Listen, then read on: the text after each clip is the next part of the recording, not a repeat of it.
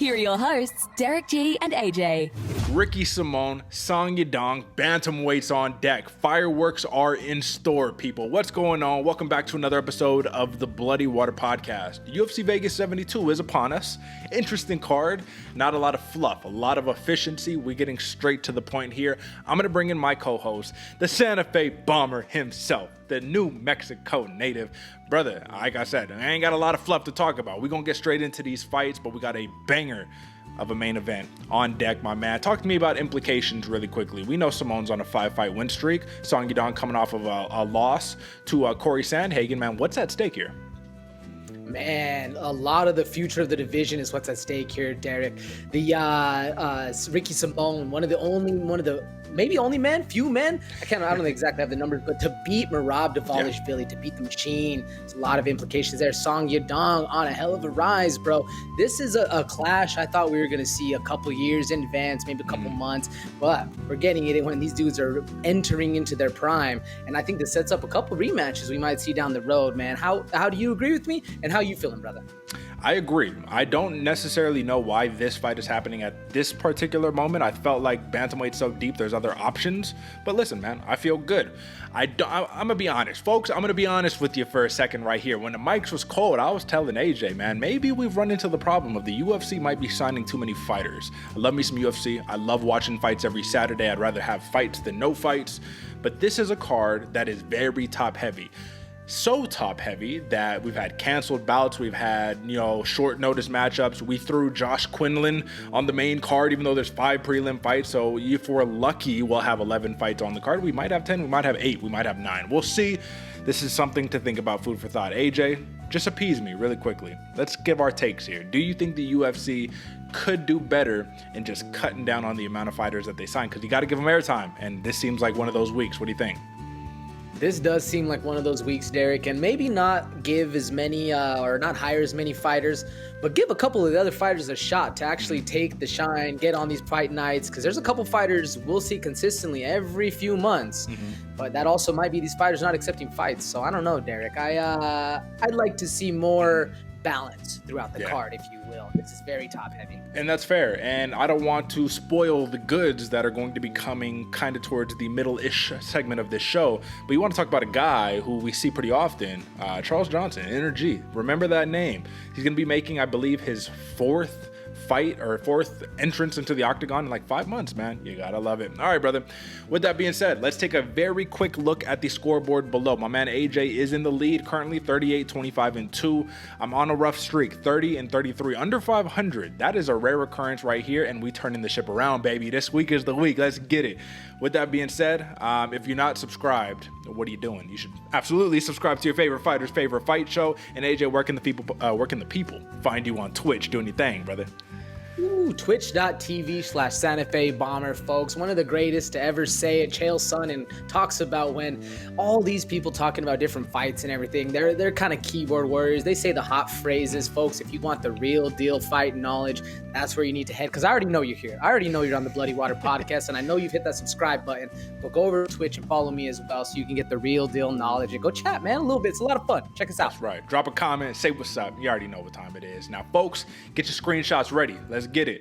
This is going to be your bet slip for the Bloody Water Podcast here at UFC Vegas 72. I'm about to take it down, so get your screenshots in, but we do have to talk about the first 3 fights of the night. Because, AJ, it looks like we got us some Bloody Water Podcast consensus picks, baby, and you know we on hot streaks when it comes down to those, so let's talk about it. First fight that we're going to count. We are not counting the Trey Waters short notice fight against Josh Quinlan on this main card because wacky short notice. Let's talk about the real goods that we got here. Marcus Rogerio de Lima versus also boy Waldo Cortes-Acosta, man. We like Rogerio de Lima right here, coming off of a very, very impressive submission victory against none other than Andrei Arlovski. What do you like about him here? In a quick sentence, you feel me? We're going to see a consistency or at least a theme, Derick, but experience. That's what I like right here, man. And not to say Waldo Cortes-Acosta isn't experienced, just is a little bit more on the other side. I'm going to double down. I like experience here. I like Rogerio de Lima in this spot. I think it could be a smash spot, but we'll see what happens.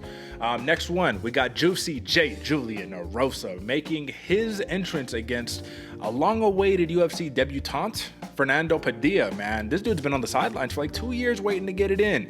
But this is another situation where we got experienced veteran versus a newcomer. I like Juicy J. You like Juicy J. He's coming off of a rough knockout loss in his last out to Alex Caceres, Bruce Leroy. But why do you like Juicy J in a sentence? Now, Derick, I won't say experience again. This time I'm going to say time-tested, man. And Julian Juicy J coming off of the not somewhat embarrassing loss that he had, especially when he's so good at striking. I think he's going to put on a show right here, brother. Yeah, I think that there's going to be fireworks at stake. I think that there's going to be a little bit of a job on the line type situation. Might not be the actual case, but we've talked about it before. That mentality is important. All right, man. And then lastly, we are talking about, who are we talking about? Rodolfo Vieira versus Cody Brundage, right? Both dudes arguably have some of the best first rounds that you could imagine coming out to, right? Tough, battle tested in that first round. Once rounds 2 and 3 start going, things get interesting. I'm just going to say this right here. Rodolfo Vieira, one of the most highly decorated jiu-jitsu practitioners in modern mixed martial arts at the moment. Give me Rodolfo Vieira. Give me a finish first round. What do you think? You said it yourself, Derick, highly decorated, but don't discount Cody Brundage on the other side. We'll break it down a little bit, but I got Vieira as well. Yeah, to be honest, I'm actually going to go a little more in depth. I don't think it's going to be a first round finish, but it felt good coming out my mouth right there, man. Pause. All right. With that being said, folks, the other contention that we have, because we're spending way too much time on this, we need to talk about the fights. I like Song Yadong. My man AJ likes Ricky Simon. AJ, let's be honest. You know this is a spot where I've been praising Ricky Simon for so long. This dude fights out of ATT Portland. We was both out there, man. And another time where I have to go against my guy, but we'll talk about it. And then what's our co-main event? Oh yeah, Caio Borralho. Let's go, baby, versus Michal Oleksiejczuk. Another 2 dudes that we like here. I'm gonna go with the grappler. You like the striker though, huh?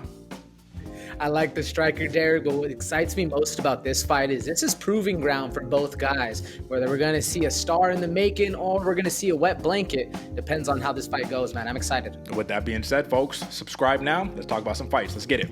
Here's to another main card breakdown, courtesy of your hosts, Derick G and AJ. All right, my man, we said it. Fireworks on deck right here. I really think that Song coming off of that loss to Corey Sandhagen, we have to weigh it differently than just a loss. We see how good Corey Sandhagen is time and time again. And now we got a dude who you already mentioned in the beginning of the show, Ricky Simon. Who else can beat Merab? Who else can put Merab in that submission position? It was a submission technically.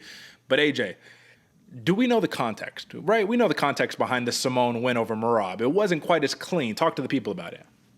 It wasn't quite as clean. I mean, you can hear everybody talking about it. I think the biggest thing that makes the fight is the name value right there, man. You go back to the fight, sure, it happens as it does. What makes me most excited about it, though, Derick, is the pace that Simon is able to keep. Even though the win was a little fishy, a little up and down, ghost town, whatever you want to call it, the pace that Simon can put on is what really does it for me, man. And that's what excites me here. Whether it was an actual win or whether you don't count it or not, man, what do you think, Derick? Listen, a win is a win at the end of the day, man. To even have somebody in a position where they're kind of fighting for their lives to get out of the submission, to remain, to keep the fight intact, goes to show that was like an old school Ricky Simon too. That's not the good, new, legitimate Ricky Simon that we see today, because this dude's a whole nother monster. But the guy standing in front of him, I think, is going to make some of his game plan a little tougher than we would like to imagine. I love me some Ricky Simon. And I think that if he can get the takedown, look at what he just did to Jack Shore. I mean, that was impressive, man. You took down a grappler and you choked him out. Like, what are we talking about right here, right? But Song, man. Corey Sandhagen said it himself. I've never fought anybody as fast as this guy. Every punch was with violent intention, punches, kicks, whatever you want to call it. And the dude can take down, or he could stop a takedown. He has takedown defense, good hips, good sprawls. So let's imagine this scenario, because you gotta do a thought experiment all across the board. Ricky Simon goes in for a couple takedowns. It's round 2, round 3, right? Both of them are getting a little bit tired, but they still got some go in them, and he just can't get the takedown. Then what happens? Ooh, that's what's scary right here, Derick, because Song Yadong is very well trained and has amazing counter striking, man. This dude is fast. You were talking about Corey Sandhagen saying it, fast, hits hard, all that stuff. Yeah, Ricky Simon has faced that kind of adversity, but I don't know if he's faced that kind of adversity going deep into the third round, where Song Yadong is going to still be just as fast as he was in the first round, as he is the third. Now, Ricky Simon, a dude that can always put on pressure and will always be in your face. How does that happen when you're getting turned and cracked on? That's going to be the interesting thing right here, Derick, man. What excites me for this one, will Simon ever take that backward step? Will we see Song Yadong ever on the front foot, or is it just going to be pressure from the wrestler going forward? Well, the thing that I've seen about Ricky Simon that I think is really interesting is that a lot of his takedowns, they're not, I'm from way out here shooting in some crazy attempt. It's, I'm going to let you crowd me. I'm going to let you throw a big combination, and then I'm going to duck, and I'm going to scoop you up, and I'm going to take you, right? Or I'm going to find ourselves in a position where you do a rhythm step, you back up, and then I just go ahead, boom, hit the double. Timing, transitions is everything for Simon. It's never really a blind shot. That's why I don't think you see him gas himself out just off of just takedown after takedown. But the thing that you have to take into consideration on both ends, right? Simon's takedowns attempts can definitely slow down Song, right? But are we going to see a repeat? And this is a completely different weight class, but Curtis Blades and Sergey Pavlovich, right? If the striking is a little too overwhelming to where you can't find your opportunity because you're scared that you're going to get cracked with an uppercut, with a knee, with something up the middle, by the time you shoot, it might be too late. That is the worry on both ends. So what's more of a danger factor here for you, AJ? Is it the striking of Song, or is it the grappling and control ability of Simon? Because both of them can be game over for the other fighter, but what worries you more objectively? Not based on who you're betting, but objectively. Objectively, Derick, the striking of Song Yadong. Why? Because where he's training out of, man, ATT, all those dudes are really good wrestlers, man. In fact, I think most of their base comes from wrestling, and then they actually turn it around and have the crazy brawls like we're used to seeing that come out of that camp. But Song Yadong has the technical proficiency on the feet. And with that technical proficiency comes the standing up every single at the start of every round. Ricky Simon has to get it to the ground. There's a lot of things that has to happen. Whereas at least when the fight starts, Song Yadong has the advantage right there. Now, what do you think? Well, just to clear up, right? Ricky Simon, he's at the ATT Portland. Then Song is going to be fighting out a Team Alpha Male, right? So it's Alpha Male. Yeah, Team Alpha Male. And you're right, the brawls, the crazy culture of the Team Alpha Male. I do think that the striking poses the larger threat over the course of 5 rounds, simply because rounds 4 and 5, we know Ricky Simon, right? We know this man averages 6 takedowns a fight, so it's not even a problem, right? But AJ, this is going to be a little bit weird, and this is a little long-winded, so I'm going to wrap it up here. But if you had to take a guess, right, not looking at anything, we're both just having a conversation right here. There's 2 fighters that are in this main event. Only one fighter in their last 10 fights of these 2 have actually gone past 3 rounds. Which fighter is it? Ooh, Song Yadong. It's Song, and that was his last fight against Sandhagen. Both of these fighters, aside from that, man, it's all been 3 rounds or less. So that's the part right there where it's Ricky Simon can keep it at this high clip. But we can't sit here and pretend like we've seen him do it over 5 rounds recently. You know what I mean? So with that being said, let's dive into the numbers. Plus 110 underdog is Song Yadong, I think rightfully so, against Ricky Simon based on their styles. It is the props that are a little interesting to me. Plus 175 decision for Simon. I don't feel as comfortable. Reason why is because we see how the judges are scoring fights these days. Control time doesn't mean what it once did. Plus 200 for the TKO against Song Yadong. AJ, quick trivia quiz right here. Ricky Simon has been finished 1 time in his last 10 fights. If you had to imagine a fighter who finished him, because is there anybody off the top of your head that you're like, that sounds like somebody who would finish Ricky Simon, or somebody who has? Just quickly. Bantamweight class. Man. I'll give you a hint. This fighter is no longer currently in the UFC. He is considered a legend of the UFC, actually. Marlon Moraes. Close, not quite, not even remotely close. Uriah Faber, believe it or not, an old Team Alpha Male guy, bro. What are we talking about? But yeah. That goes to show, man, that was a long time ago, man. If I'm looking at the numbers, that was 2019. Ricky Simon is not an easy guy to finish. So plus 200 for the TKO prop for Song. I respect it. Do you see it coming to fruition? TKO knockout coming for Song Yadong. Do I see? Oh, man. Not really, Derick. I mean, if there's going to be a finish for Yadong, obviously the TKO, you're not going to go for that plus 1,200 submission. But the chin of Simon has been tested and hasn't really faltered as of late. I mean, has he had any real losses by TKO? Yeah, Uriah Faber. I mean, a long time ago, 2019. So, I mean, I don't know, Derick. Could it happen? Yes, I'll give you an answer. Could it happen? Yes. a little more likely than that plus 400 submission coming from Ricky Simone's side. But personally, I like that one a little bit better, and I'm with you a lot more. I like that one a lot more than the decision prop for Ricky Simone. Do you see any value in that plus 400 submission coming the opposite direction? Yes, because Ricky Simon is a bad man, and I do think he has what it takes to grapple and submit Song, especially if he can just catch him. But I also believe in the power, the explosiveness of a 25-year-old Song who also has legit grappling chops that he just doesn't put on display.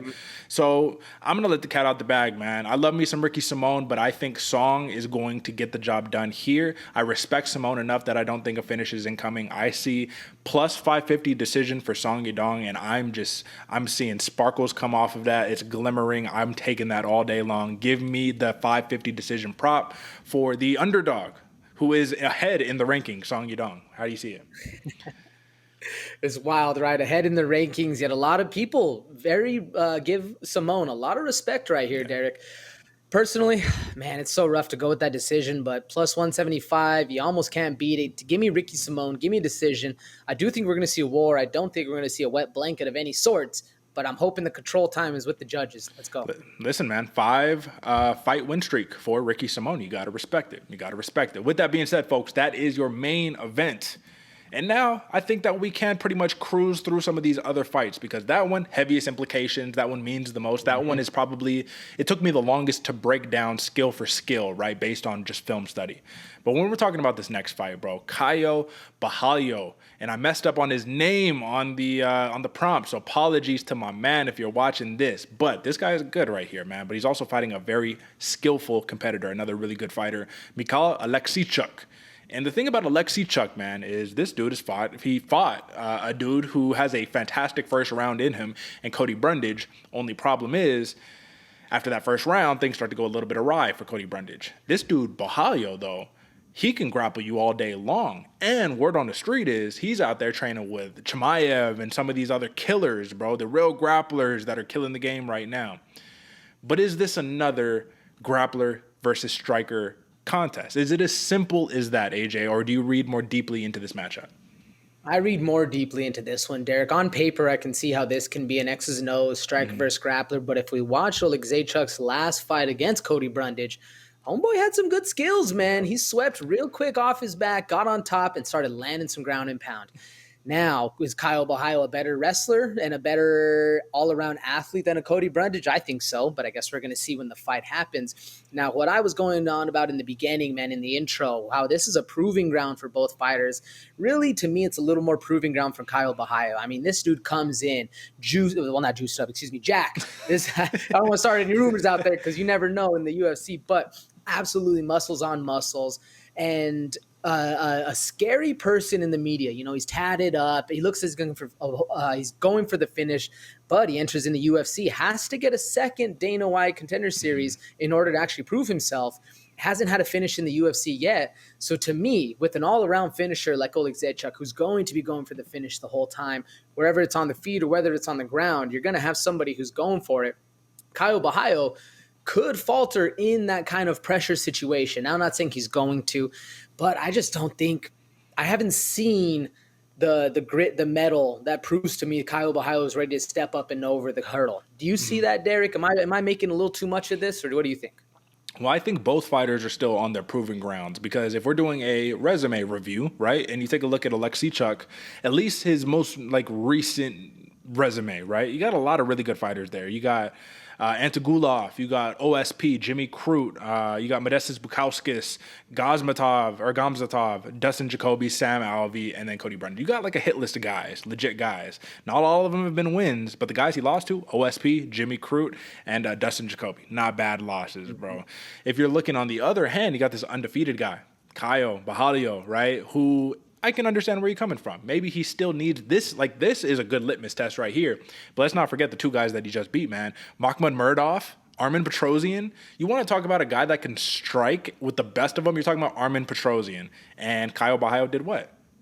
He decisioned him, bro. What he does to all these guys. Why you needed 2 times on Dana White? Because he has the capacity to fight smart. And I think that's what separates these two guys. You know what Oleksiejczuk's game plan is going to be. It's going to be walking forward and try to box you up. That's the game plan. Knock you out. Does that favor him in this matchup, though? I just feel like you have to come with a different approach. You have to not overcommit to taking that front step forward. Kind of similar to the next matchup or two matchups, the Julian Erosa fight. I'm going to talk about something similar. You got to play that middle ground. You can't overcommit in this matchup. So who has the bigger threat advantage right here? Oleksiejczuk, if he can keep it standing, he can make it real interesting. But Borralho, man, he gets you on the ground, and these guys can't get up. Exactly, Derick. I think Borralho has the bigger set of bigger toolbox, if you will. He has more tools to pull from, whereas Oleksiejczuk has an underestimated or at least under-refined ground game, which I think can be that X factor. Let's say he pulls the same thing he did on Cody Brundage. Next thing you know, he's on top, landing the big elbows. That's where the X factor really comes in for me, man. And to see that will be proven later on, but at least if we're going just what we've seen off toolbox right now, Borralho has the advantage. He also kind of has the speed advantage, man. One thing that scares me about him, he will shoot that shot from 4 feet out, from out of nowhere, and still get to your hips and still land it. He's good at timing, man. You cannot fault this guy. The only thing I'm not really seeing is that hunger to finish. He'd rather play it smart to get the paycheck. It's not going to get you favored on Dana White. Maybe it's why he's in this kind of a sleepy card, or maybe he's going to bring the card to life. Who knows? Yeah, no, you're right about that one, man. You do need to bring out that entertainment factor if you want to get some of these more decorated spots. But the thing that I like about Borralho, and I'm not trying to be too high on him, is that he's still got a chip on his shoulder, bro. He's like, these guys don't respect me. They don't think that I'm as good as I am, and I'm here to show I'm a top guy in this division.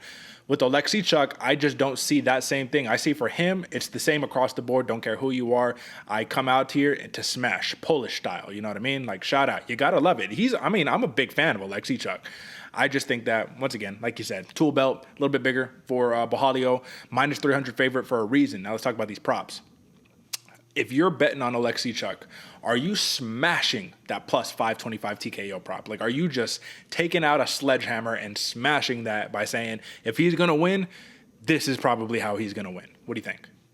I am, Derick, man. 525. I do not see this one going to a decision if Oleksiejczuk has his way.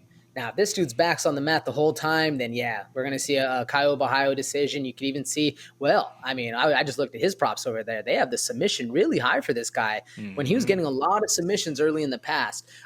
Personally, I like that TKO, plus 525, throwing uppercuts down the middle. He has an X factor to him. Derick, do you see a lot of value in that plus 120 submission? Or is Oleksiejczuk a little sleepier on the ground? What do you think? I do see that submission, and I think the reason why is you got to look at history. Oleksiejczuk has been submitted twice in his last 10 fights, right? Two of them, and they were both, it was those two big losses, Jimmy Crute and OSP. It was a Kimura and I think a Von Flue. Yeah, of course, OSP with the Von Prue, right? So yeah, it was the Von Prue and it was the Kimura. Both of those, what you have to take into consideration, man. Caio Borralho does not have a lot of submissions recently that are coming off of his back. He has guillotines. He has an anaconda. Things of that nature, right? So if we're talking about top control positions and submissions, you're talking about your Von Flue choke, right? You're talking about your arm triangle. You're talking about your Kimura. You're talking about those still maintaining control positions. I like the submission, and I'm actually going to go heavy on this one. I'm not taking a finish in the main event, but in that co-main, baby, you know this dude is coming for it. Give me a plus 120 submission victory for Caio Borralho, and give it to me in the second round. How you see it? I agree with you on the round, Derick. I like the second round finish, and you're right. I'm taking a hammer out, and I'm smashing that TKO. Michal Oleksiejczuk, TKO round 2. All right, you heard it here first, folks. This is a little bit of contention, but at the end of the day, man, I think whoever can get the job done in this one, man, is going to get a big boost in stock because both of these names are valuable names to have wins over. But with that being said, man, you want to talk about a dude who is probably way better than where he's placed on the card and the opponent that he's being matched up with. No disrespect. You're talking about Rodolfo Vieira, man. This dude just came off of a very significant loss to Chris, the Action Man, Curtis, in which we saw when you're super sharp as attack at one skill set, it can go awfully wrong if the guy that you're fighting knows how to avoid it. Now, you're kind of fighting fire with fire here in Vieira versus Brundage in terms of, once again, first round, these guys are monsters. Power, athleticism, tenacity. I think they're equal. But the question is, does this cancel out? And do we see a kickboxing match, or do these guys say, whoever's the best man tonight wins? What do you think? Personally, Derick, I think this is one of the few instances where fire and fire do not cancel each other out. I think we're going to see an interesting chess match versus the wrestler in Brundage, and then the all-around black belt specialist jiu-jitsu, like you said, black belt hunter in Rodolfo Vieira, man. Because this is, I think, more or less going to be an ego battle. One of those old school 1990s, switch technique is best. Let's see, and then let's go out there on the court and finish it. Yeah, no, that's a very fair assessment, especially Cody Brundage coming off of that last loss, man. You have to feel for him because against Oleksiejczuk, if you were a Brundage better, you were in the driver's seat, and then you weren't. And then suddenly it just came crashing down so hard. And you're like, what happened here? And that goes to show, man, Cody Brundage, I love me some first round Cody Brundage, but it comes round 2 and round 3, things just start getting a little bit interesting. And I'm not saying that just to say it. I'm saying that if you literally, and it's interesting, let me finish my point. If you look at his last 10, 1, 2, 3, 4, 5, 6 of his last 10 fights have ended in the first round. That's what I'm talking about, is this guy goes, right? It's kind of like a Derek Minner in a way, where it's like, I'm going to put it all out there in this first 5 minutes, whatever happens, happens. But you'd be surprised, AJ. 2 of these guys, I'm going to bring it up, pop quiz again. 2 of these guys have 5 rounds underneath their belt and a victory in those 5 rounds. If you had to guess which one of the 2 guys, who is it? 5 rounds, victory in those rounds, man.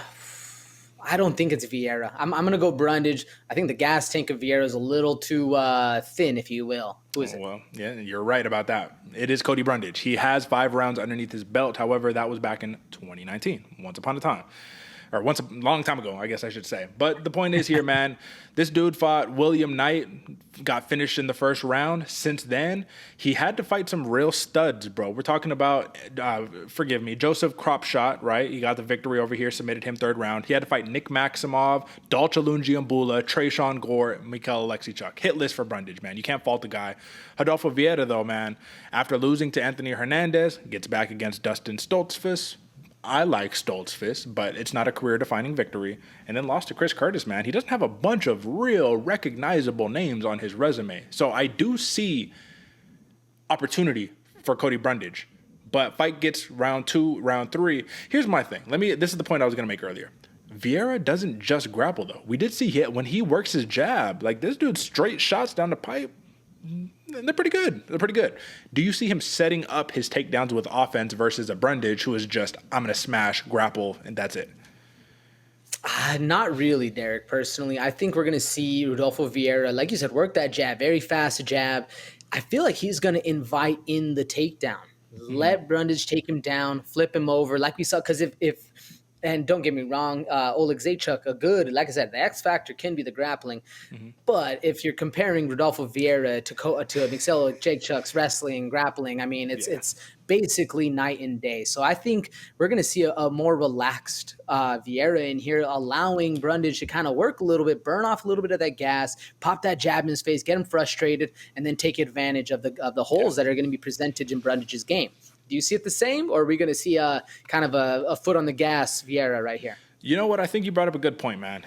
I think Vieira doesn't have to worry about the same thing he did against Chris Curtis of, if I cannot get this fight to the ground, I'm in big trouble. This dude is just hitting me with body shots all day long, bro. There's nothing I can do, right? I think he will probably feel confident that he can get the takedown whenever it's available, or he could at least tire him out to where he can make the fight a little more interesting.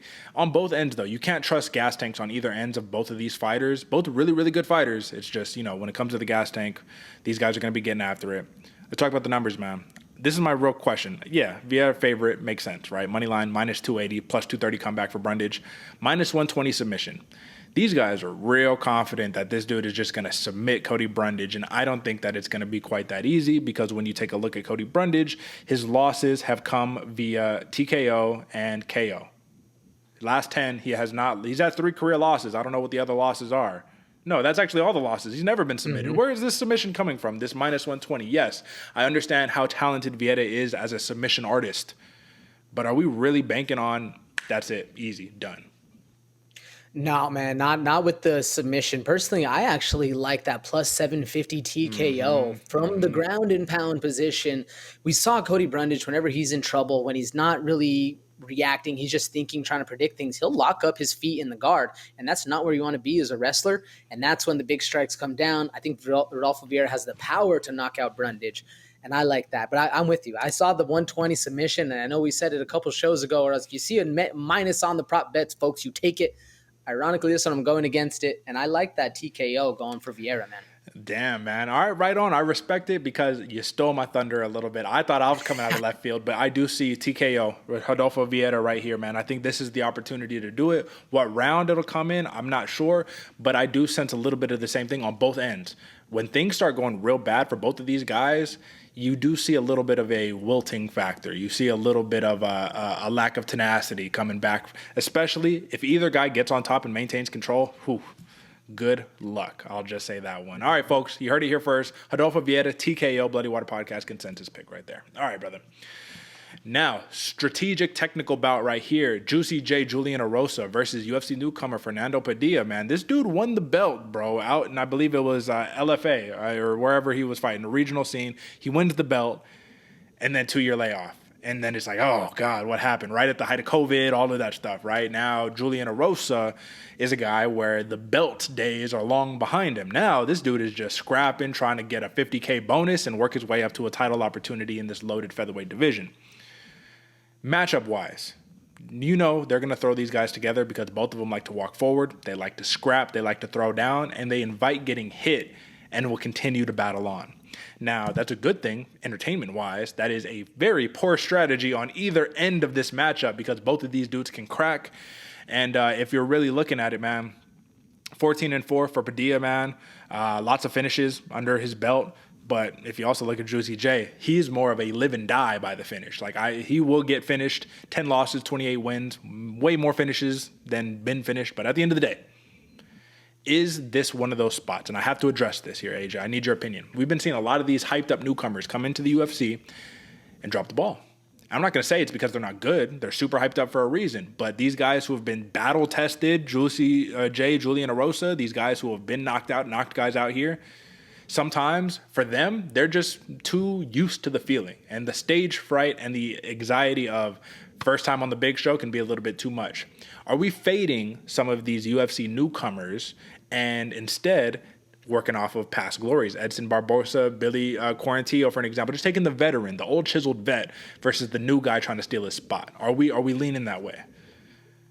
I think it's a case-by-case basis, Derek, personally, because on this fight, yeah, I am leaning that way. I think having an old belt winner, you know, or he was wherever Padilla was fighting out of, he wins a belt, right? Comes in, he's like, yes, I'm gonna fight. I forget who it is exactly, but then has a 2-year layoff. He's like, oh shit, I don't get my UFC debut. But then you just gotta wait and you chill and you get fed to a dog like Julian Juicy J Erosa. Don't get me wrong, I'm not saying Padilla is not ready for this kind of fight. I just think when you're waiting so long for something and you have all that anxiety and then they put you in the main card versus a dude who you know goes to absolute war every time he fights, it's a little bit of a daunting hill. I mean, we might be making mountains out of molehills over here, Derek, but I see this one as a very challenging fight for Padilla. Now, the one thing I do like about him, those high head kicks, man. I forget the height and reach advantage. Yeah, they definitely go in Padilla. Well, at least the reach. But the legs, the high kicks are very susceptible, or a thing that Julian Juicy J Erosa has fallen victim to before.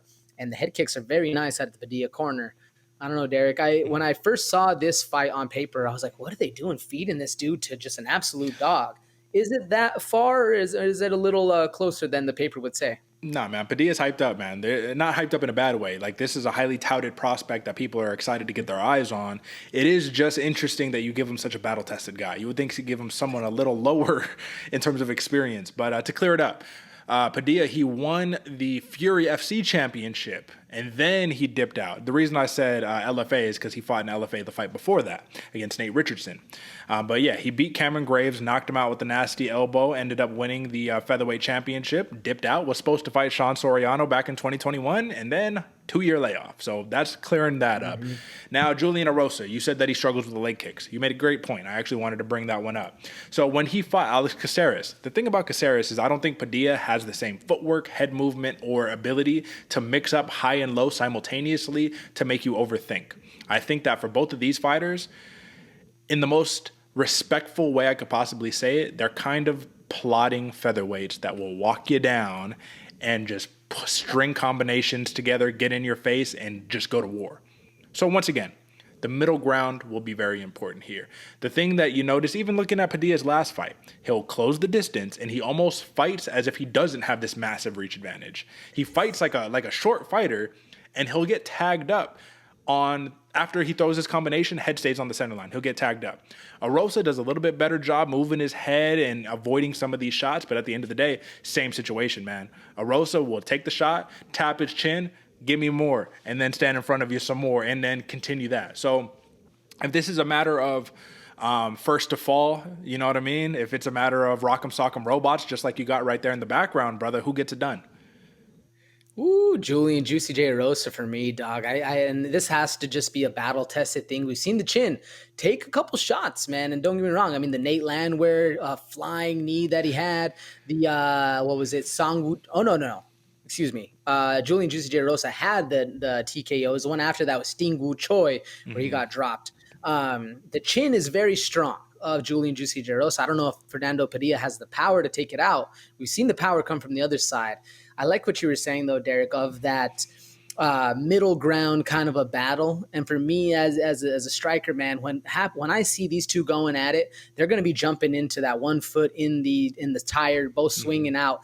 And to me, whoever's going to be able to manage the distance exiting and entering, that's who's going to be winning the fight. And to me, that's Julian Juicy J. And that's where the punches are going to come in and the kicks and all that. That's where it'll be unfolded.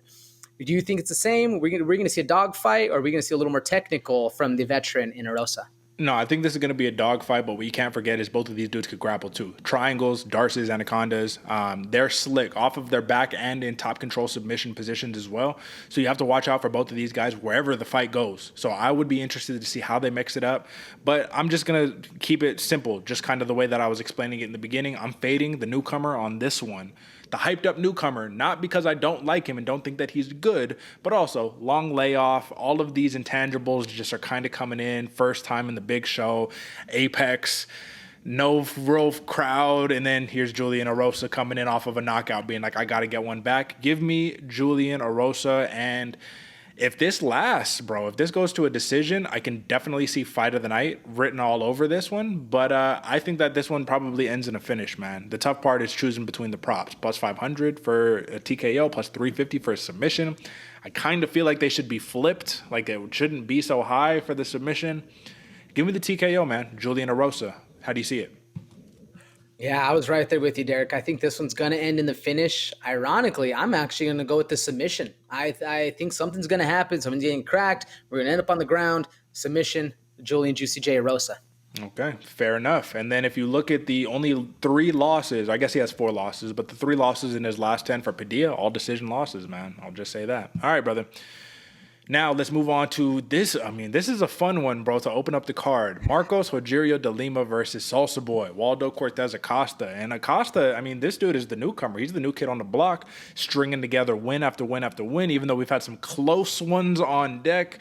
But if you look at his last 2 victories, those are the ones that are pretty meaningful, man. Jared Vanderaa and Chase Sherman.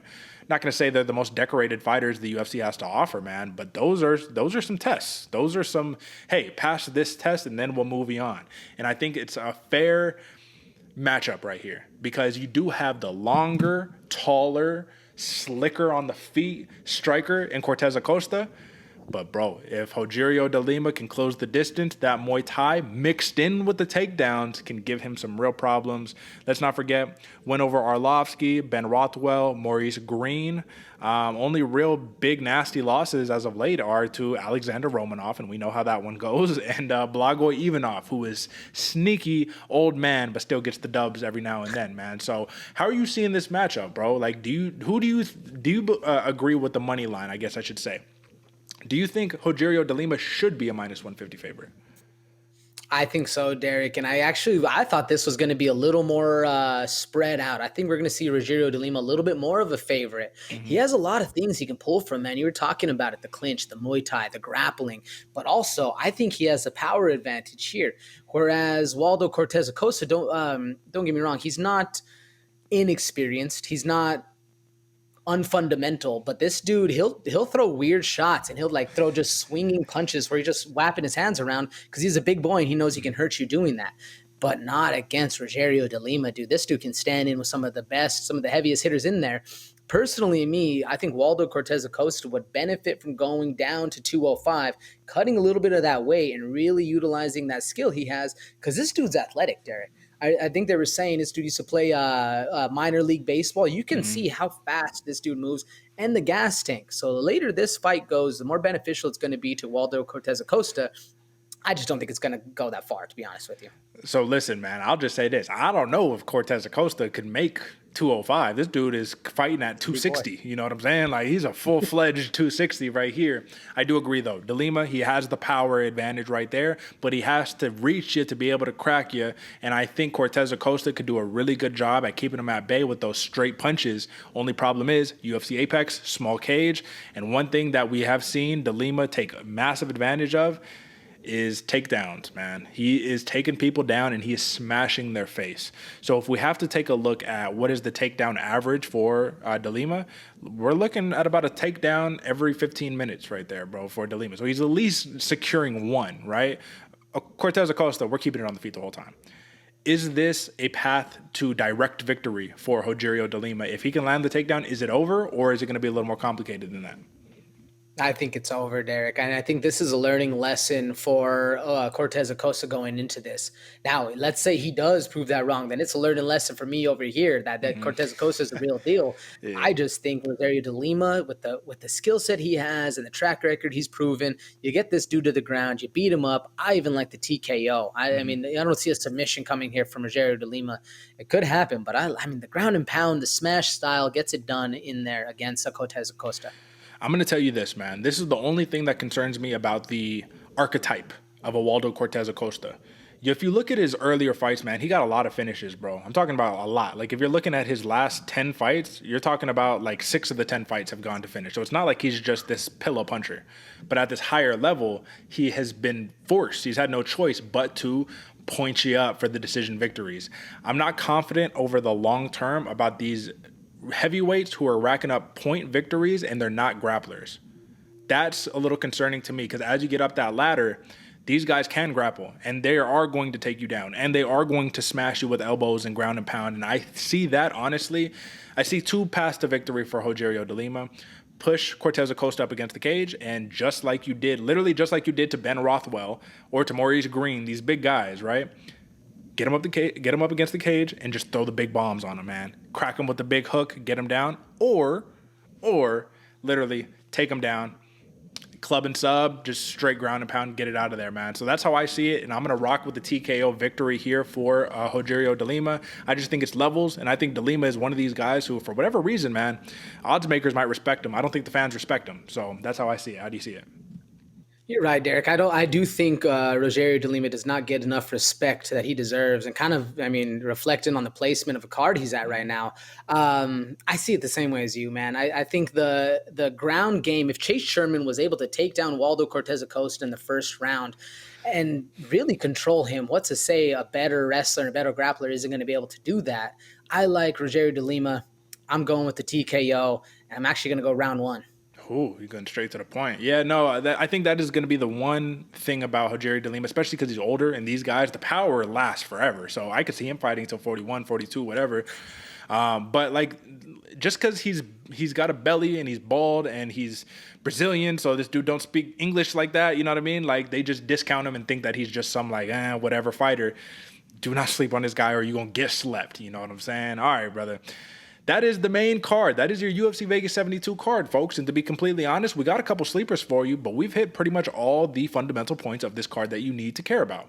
So tune in if you're a fight degenerate just like us to this next segment. Subscribe if you haven't, and let's talk about it. It's time for some fight night. If you ain't paying attention, you're going to sleep on me and I'm going to wake you up. All right, AJ, here we are. This is the standard sleeper segment, right? This is your favorite fighter's favorite fight show, and this is one of the most highly anticipated segments because we're talking about tomorrow's stars, and we're highlighting them here today. Now, I'm going to talk about my 60-second bar pitch for a heavyweight fight that you shouldn't need a pitch for. It's a heavyweight fight. What are you waiting for? Tune in, right?